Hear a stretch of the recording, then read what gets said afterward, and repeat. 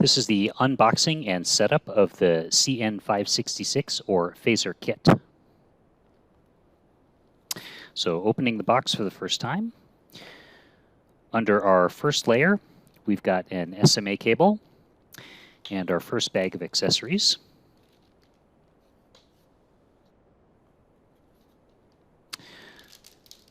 So in the accessory bag, we have a spare USB cable. We have a power cable for our microwave source and an HB100 microwave source itself. So we'll talk in a lot more detail about this shortly, but it's basically a motion sensor, and it continuously transmits about 10.525 gigahertz. On our next layer, we've got the Raspberry Pi power adapter. And on our final layer, we get to the phaser itself and our second bag of accessories.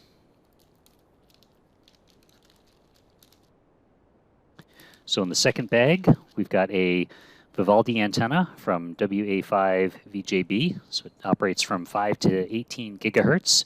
We'll be operating right about in the middle of that. And finally, a tripod for mounting the phaser board. Okay, and then finally, we get to the phaser assembly itself. So be careful removing it from the bag because it has standoffs mounted to the corner of the board.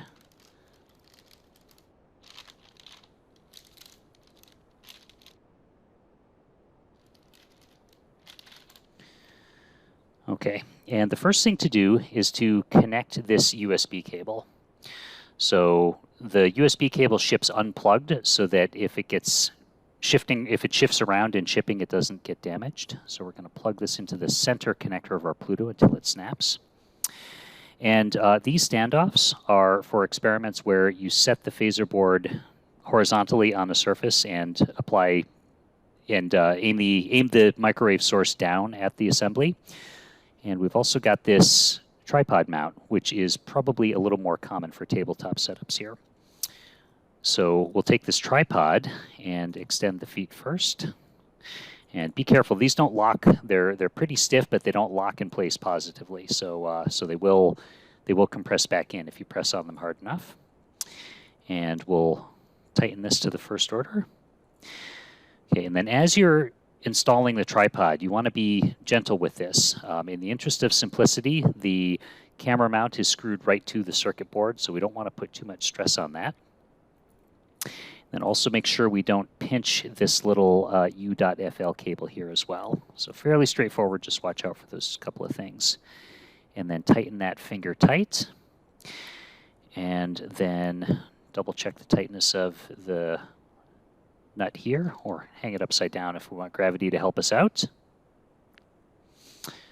Okay, and then spread the feet. There's our phaser setup.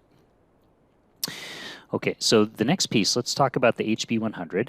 So the HB100 does not come with any sort of convenient way to mount it, but a couple of, almost anything will work. So if you have a little tabletop vise that can clamp the bottom edge of the board here, the bottom corner of the board, that'll work fine. Or another option is this tripod here comes with a selfie camera mount that is a perfect fit for the HB100. And finally, we provide there's a step file on the wiki page that you're probably looking at right now for a fancy HB100 holder. And to that, you can use a 3-cell AAA cell battery holder here.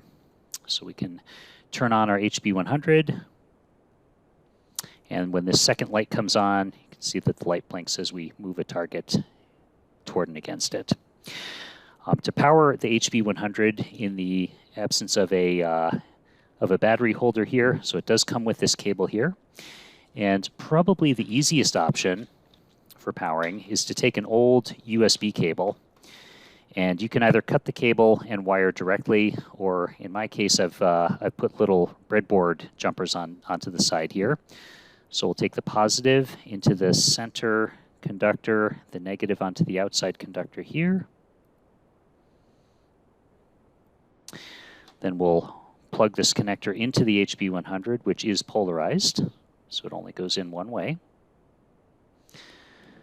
Okay, and then we will plug it into a USB power source. And sure enough, it comes on and works as advertised. So there's our second option for handling the HB100. Again, this is super handy for getting up and running. For more controlled experiments with radar, we'll use the antenna where the phaser board itself provides the microwave signal. For mounting the Vivaldi antenna, again, a little desktop vise will work just fine, but another option that works really well is to take a second tripod with a fender washer and a 1/4-20 nut and just clamp the lower edge of the antenna, making sure that we're far from the edge where we might actually affect the RF performance. So finger tight there, and we've got a nice convenient mount for our Vivaldi antenna. For powering up the board, one thing to note here is there is a USB-C connector on the Raspberry Pi that we are not going to use. We're going to use the second USB-C connector that's on the phaser board itself. So we'll plug that in, and again, being careful not to put too much stress on the board. Maybe put pressure from the top until that snaps, and then the next step will be powering up the board itself.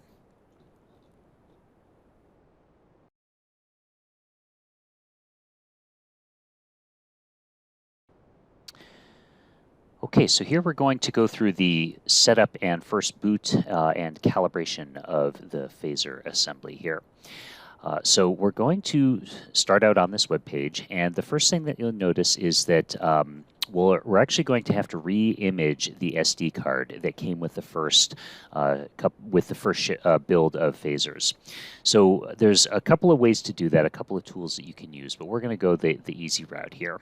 So the first thing that we need to do is grab the Kuiper Linux, Analog Devices Kuiper Linux image. I've got that tab opened here. And the release image is at this link. Okay, so you'll want to download this 2021 R2 release image file. So this is a big zip file that you then unzip and then load into the imaging software. For the imaging software, we have a custom imager that is in development right now, but for the moment, the Raspberry Pi standard imager will work just fine. So we have selected the use custom image, and we've selected the 2023-0402 Kuiper image.img unzipped file here. Okay, so we're going to, with that image selected, we will choose our storage. So I don't have any storage in here right now, so I'm going to insert an SD card. Okay, shows up nicely here. And so then we're just going to click write. So yes, we want to erase everything and start with a fresh image. Okay, so with the image written, we're going to come over here to our phaser board itself. And pretty straightforward, there's only one place an SD card can go, and that is into the Raspberry Pi slot here. Once the SD card is in and the system is booted, the first thing we're going to have to do is some setup operations. And of course, we're going to want to run software on the board as well. So there's a number of ways we can do that. We can either run software directly on the Raspberry Pi with a connected keyboard and mouse, or we can use a virtual connection. And we're going to show you how to do both. So in addition to the SD card, I'm going to plug in a micro HDMI to HDMI cable, and I'm going to put this into the connector. There's two HDMI connectors. We're going to use the one closest to the USB-C power input. Okay, be careful, plug straight in and grip firmly from both sides.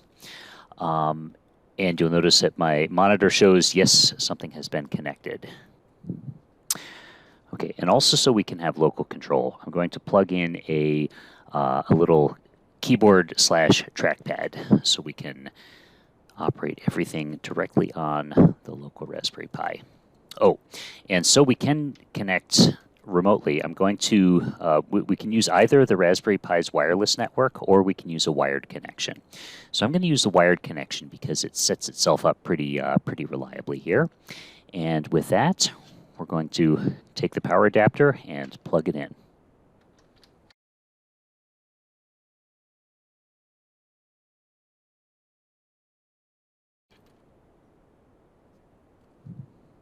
Okay, so we get the Raspberry Pi boot screen.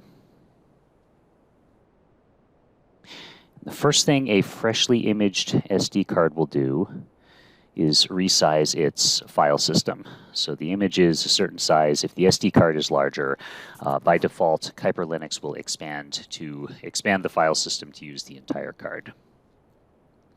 Okay, we're going to give this a minute to boot.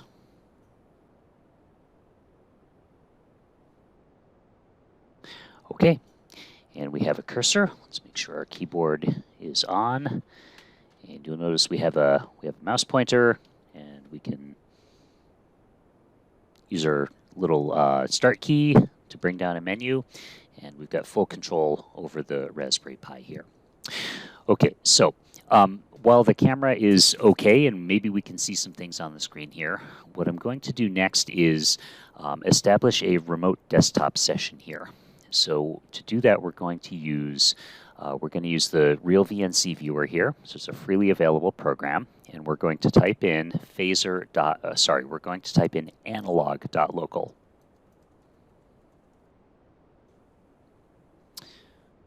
Okay, and that brings up a password prompt. The password is analog. Okay, so now we've got the same desktop that we're seeing on the camera. We've got the same thing over reflected on a screen that we can capture with a lot more fidelity here. Okay, so we're going to ignore the camera now, and we're going to run our configuration scripts. Okay, so we can pull up a terminal here, and we're going to show you another way of connecting to the Raspberry Pi. So the VNC is useful for running scripts, graphical scripts directly on the Raspberry Pi. But if you're going to be working entirely remotely, then another thing you can use is PuTTY. So PuTTY is Realterm or your favorite SSH client here. So we can do the same operations we're about to do by connecting over PuTTY. So we'll connect to analog.local. Okay, and that gives me a security alert. We're going to accept that, and we've got a terminal window here. So we'll log in as username analog, and password, of course, is analog.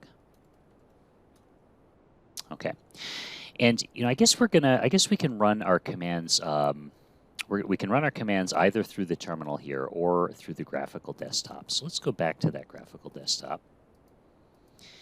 and we'll go to the wiki page that we're on, the Phaser wiki page, the quick start page here. And we've got instructions for configuring the SD card. So let's go ahead and run those. So the first thing that we need to do is grab a configuration script. And going back and forth on where to run these, let's run it in the terminal here because it's easier to see. Okay, so we're going to copy this.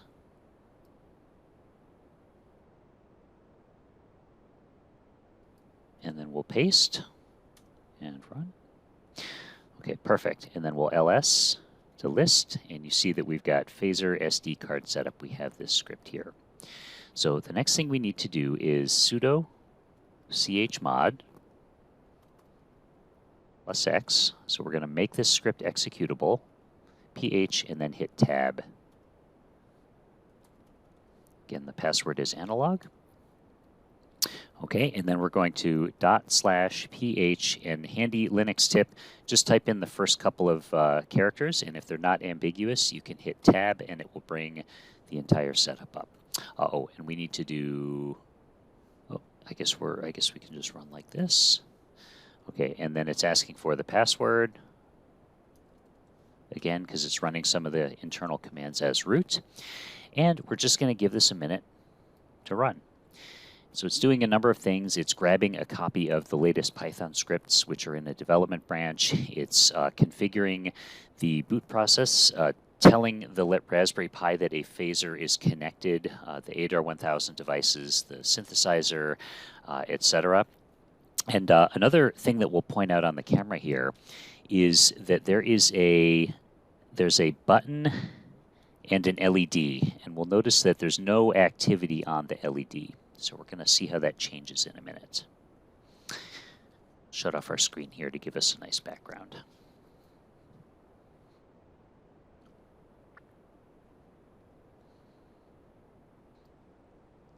Okay, so after a couple of minutes, we've run the boot scripts here, and we actually get a little note here. So done setting up SD card. A reboot is probably in order, or definitely in order.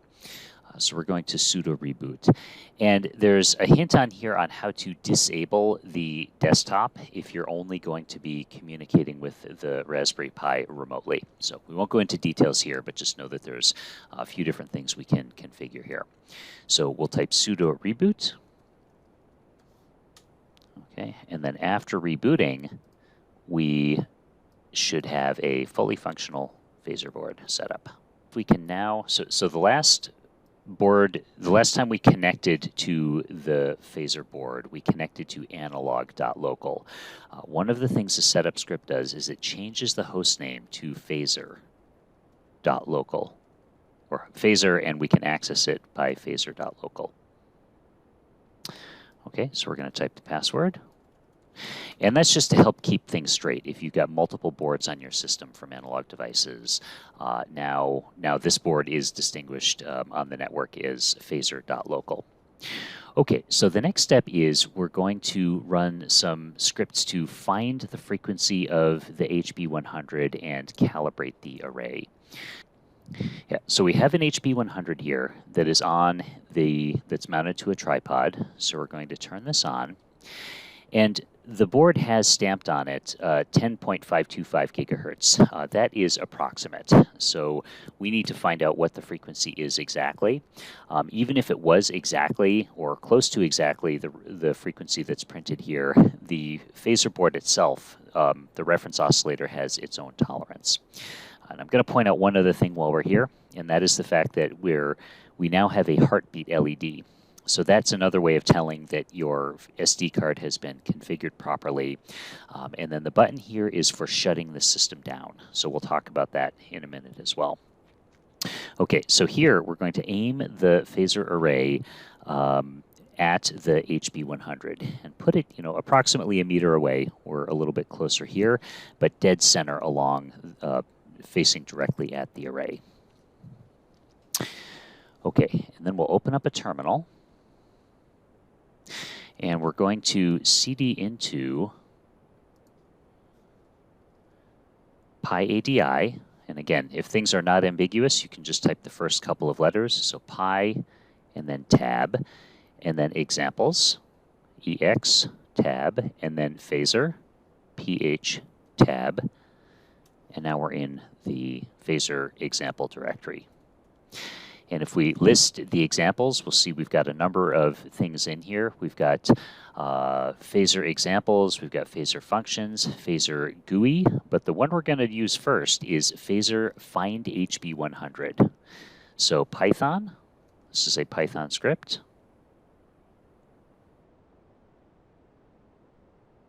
So Python PH, and of course it's not ambiguous now. It is ambiguous now, so we'll type PH and then tab. Now we'll type FI and then tab out to find HB100.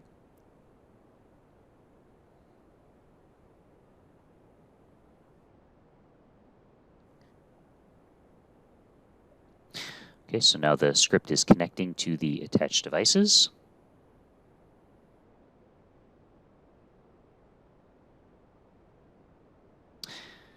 Okay, and sure enough, it says, hey, I think I found a frequency out here at 10.4 gigahertz. And the thing to look out for here, this is a complete sweep of the available spectrum on the phaser board. And if you see a single prominent spike, then that is the HB100. So if you had a lot of interference or multiple tones, or if something goes wrong, you wouldn't see a single prominent spike. But we do see a single prominent spike. So we're going to close the plot. And then, yes, I'd like to save the calibration file. Okay, so at this point, let's run the GUI. So Python, ph, and then gu GUI.py.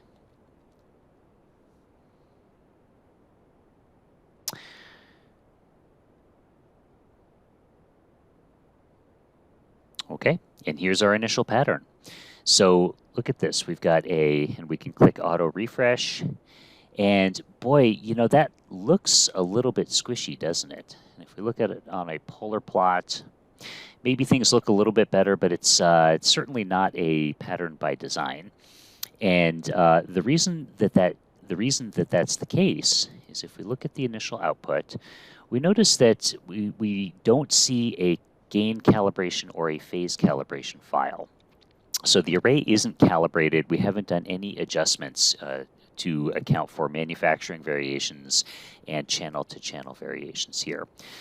But we let's get a rough idea of whether, let's convince ourselves that it's operating at all. So I'm going to take the HB100 and move it around. Okay, and sure enough, we see that the direction of the signal changed. We can come around to the other side. Okay, so we've got something going on here. It just doesn't look very pretty. So let's take care of that. So we're going to set the HB100 right in front of the array. I'm going to close the program. Then we're going to run Python phaser examples. And then we're going to give it an argument of cal. And that will run our calibration utilities.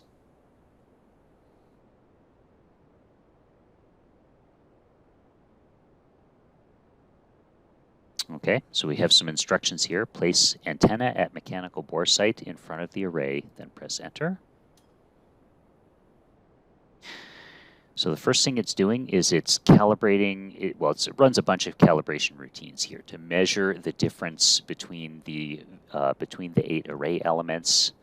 And we get some useful information here as well. So here is, with that single tone coming in, this is kind of interesting to look at. So we can zoom in on the spikes here, and we see that each channel has its own gain, and we're going to compensate for that in software. We're going to measure this difference, and we'll compensate in the phaser software, or in the GUI. So we close that, and the next thing that we're doing is we're calibrating the phase difference between each element. So ideally, if all elements are illuminated with the same plane wave coming in, we should see no phase difference between elements. But we don't see that. Of course, we have some difference between the elements. So we're going to measure that and compensate for it.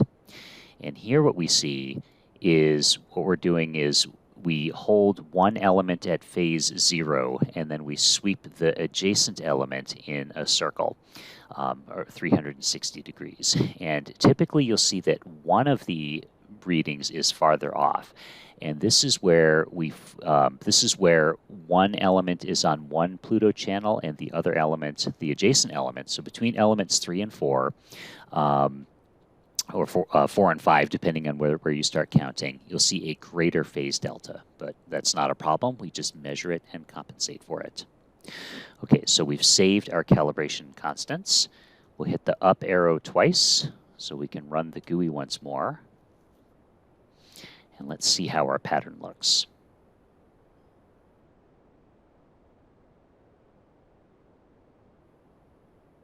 Well, that certainly looks a lot nicer, doesn't it? So we've got a nice sync 1 pattern.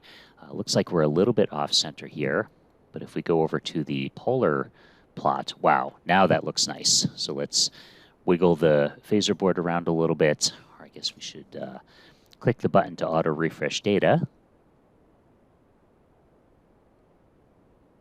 Okay, so that should continuously take data. So we'll move the array around. See how things move around there. Okay, back on mechanical bore site. And we'll move the microwave source. Okay, so now we're all set. We've got a working GUI, we've calibrated the array, we've configured our SD card, and the last step is to shut down. So we're going to close the program here. And this is a persistent Linux system with an active file system on the SD card. So in general, you don't want to pull the power cord on a system like this. You want to shut down properly. So if you've got a keyboard connected, you can log out and click the shutdown button here. A little quirk if you're running a VNC server. So for some reason, Raspberry Pis don't like to shut down if a VNC connection is established. It thinks that something's going on and it will hold off and not shut down fully.